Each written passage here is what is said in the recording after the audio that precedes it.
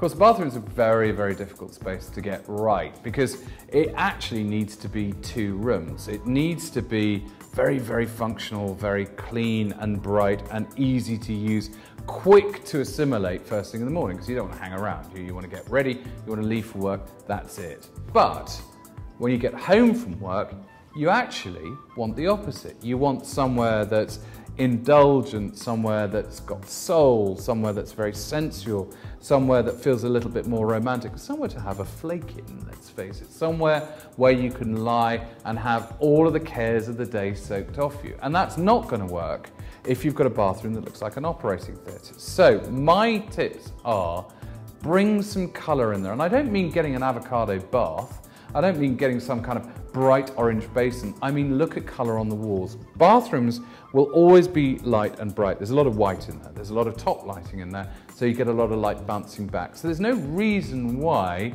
you should have to have light walls. In fact, I am a big fan of my tip number 1, dark red, or actually even black as a wall colour in bathrooms. They don't absorb the light, and actually if you use them cleverly enough, they don't make the space look smaller. In fact, it's a perfect excuse for a feature wall. Where you've got your indulgent bathtub, paint the wall behind it black or red and it looks absolutely wonderful. Next, look at the sort of lighting you've got going on in there. I mean, most of us have got ordinary tungsten bulbs, but see whether you can get some halogen lighting because they're much more responsive. They give a much brighter, cleaner light when you're actually wanting to get yourself ready, but can be dimmed down to something that's a lot more discreet, a lot more soulful in the evenings.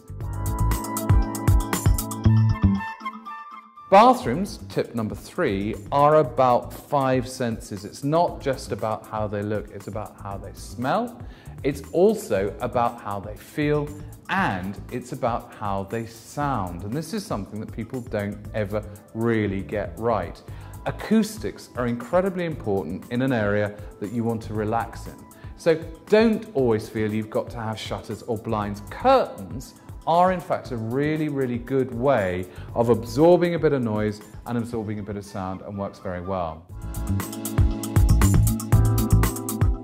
And finally, my tip for the perfect bathroom is booze. Whatever you do, make sure that you take a lovely bottle of cold white wine in with you for a really indulgent bath time in.